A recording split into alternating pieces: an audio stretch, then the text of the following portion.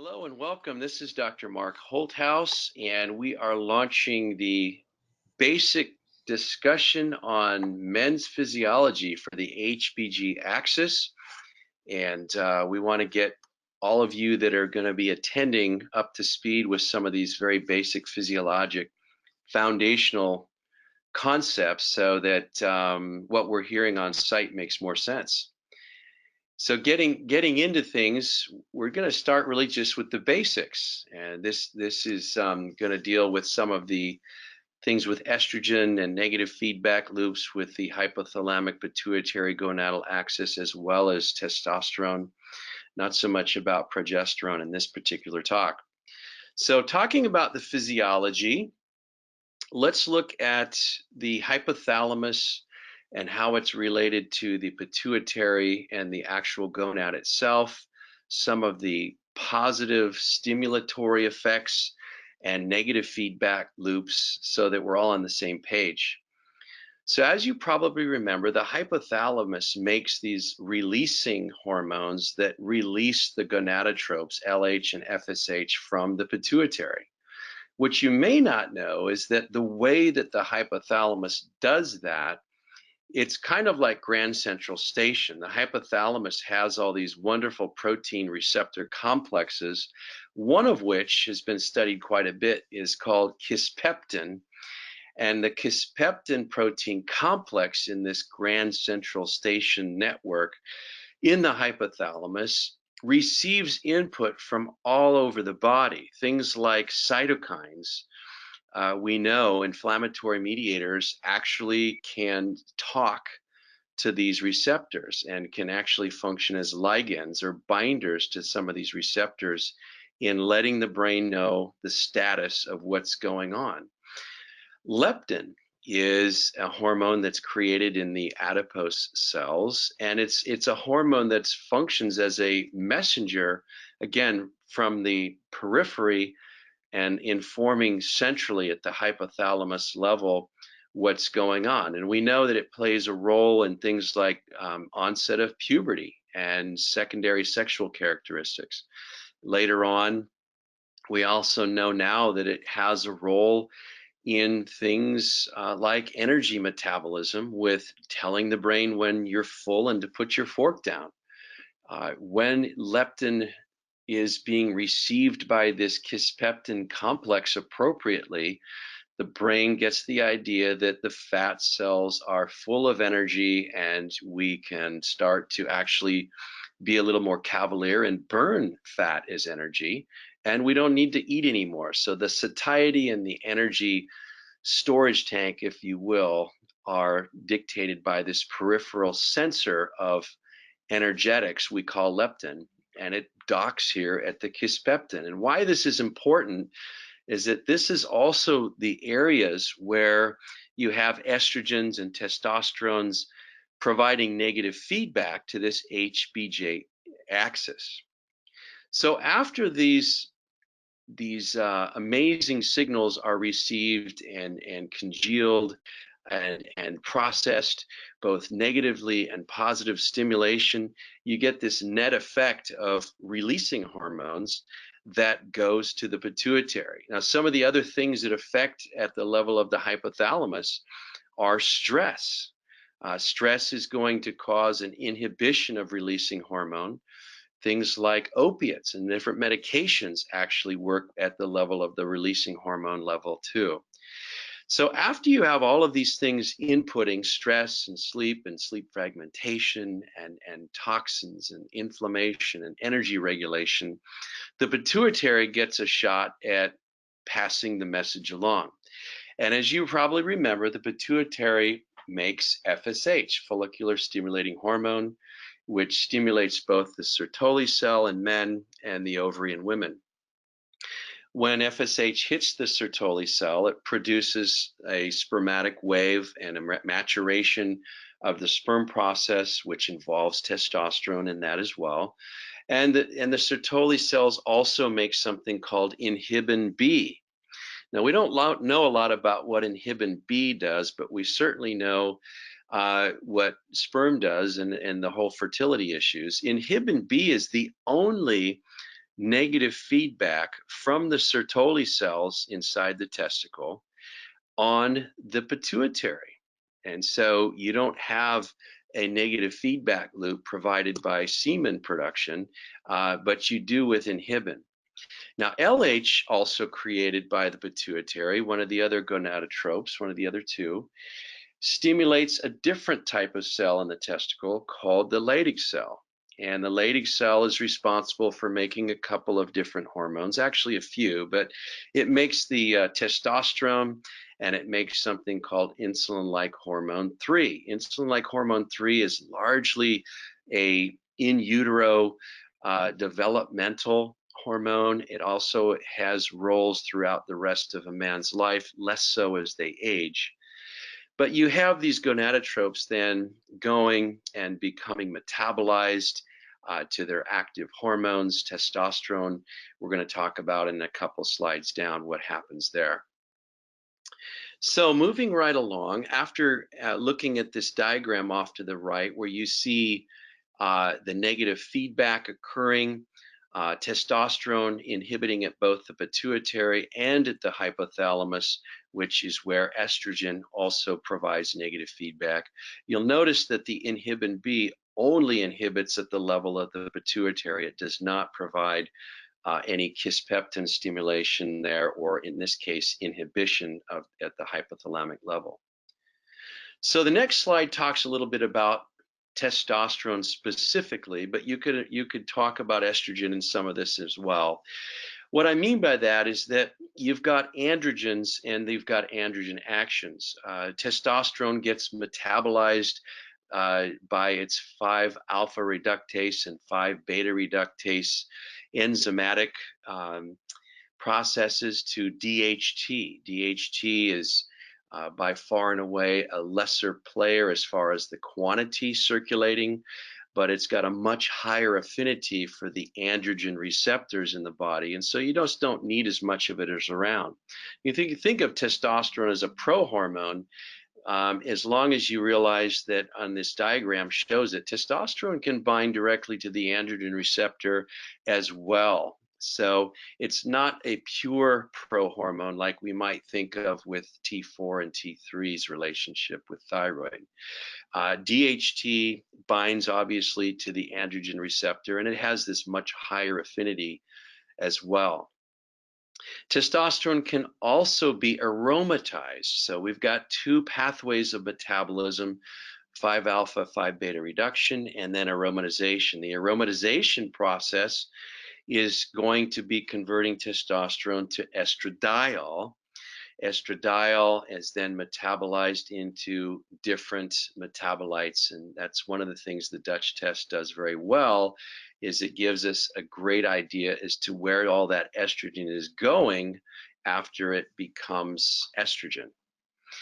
Estrogen receptors is a couple of different types. We're going to learn a lot more about that, I'm sure, on site, but the estrogen receptors come in a pro-growth alpha and a less than growth enthusiast beta, and they work in tandem to balance each other in a kind of a yin and yang fashion. The second graphic that you see here on this testosterone basic slide is how it travels around in the blood. Come to find out, it's a fatty steroidal hormone, and so blood and being aqueous, these things aren't going to mix very well, so they have to have a chaperone protein, and we call that sex hormone binding globulin, which chaperones and binds both testosterone and estrogen. It happens to bind testosterone very tightly. In fact, it pretty much takes it out of the physiologic picture once it gets bound to SHBG. We see also that about 38% roughly of testosterone is bound to albumin very weakly, so it can go back and forth in a dynamic fashion. And then about 2% of it's not bound to anything, none of the proteins, and we call that free. And it's this free testosterone and the bioavailable testosterone, which is made up of both the free and that which is weakly bound to albumin, that really does the physiologic heavy lifting. The percentage that's bound to sex hormone binding globulin is thought to be somewhere around 50 to 60%, a little bit more than is bound to albumin.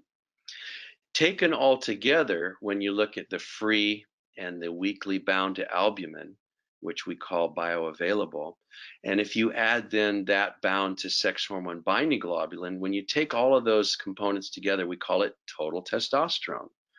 So you can see how defining testosterone deficiency might be difficult just by the nomenclature of what type of testosterone was being measured in the study at hand. So what does testosterone do, and what is testosterone deficiency really? How does it wreak havoc? Well, knowing what it does is the first step to understanding the latter question. Most of us are trained and we already know its role with tissue development, regeneration, repair. It's structural. We also know that it's involved with male reproduction and sexual health, developing both primary and secondary sexual characteristics. What we may not be as familiar with is the more nuances of T's role with things like marking for other comorbid diseases. In particular, insulin resistance, which I'm going to go on and on about on site to the point where you're just never going to think of anybody with diabetes, metabolic syndrome, or obesity and not think as a reflex, oh, I wonder what their T is. At least that's one of my goals. But also things like cholesterol, problems with increased risk of cardiovascular disease and autoimmune disease. It also has a role in immune modulation. So we see low T associated very tightly with elevated C-reactive proteins, elevated markers of cytokines and TNF alpha, IL-1 beta, IL-6, and whatnot. But it goes beyond that. It goes beyond that in that we're seeing high associations with actual autoimmunity, things such as Crohn's, psoriasis, lupus, and rheumatoid arthritis have much higher prevalences in folks with testosterone deficiency, and the inverse of that is true as well. We don't understand cause and effect. We don't know that, but we do know there's strong associative data with both these cardiometabolic comorbid conditions as well as autoimmune and immune-related diseases. And what cardiometabolic disease really isn't an autoimmune oxidative stress disease? They're one and the same. These are all kind of the same thing. I think it's the same syndrome. Adipocyte growth inhibition is another role of testosterone, and what we see is a tricky little enzyme called lipoprotein lipase, which gets upregulated when testosterone is deficient. What that means in the adipose tissue is that when there's not as much testosterone around, the fat cells become very proficient at lipogenesis, which is making fat by acquiring triglycerides and engorging the adipose tissue. As this happens, the more hypoxia occurs, the adipose tissue gets more and more ticked off and starts sharing its woe with the rest of the body by secreting inflammatory cytokines. The other thing that testosterone does is it's involved in energy metabolism, and that has to do with the fact that it alters body composition in preventing visceral fat accumulation while promoting lipolysis, along with things like growth hormone and utilization of fat and building muscle and bone. So very much involved with energetics. We know a lot of the way folks burn fat is through androgenic response to adrenergic receptors, catecholamines actually causing lipolysis, and growth hormone has a role here as well. So it's a big player with energy metabolism.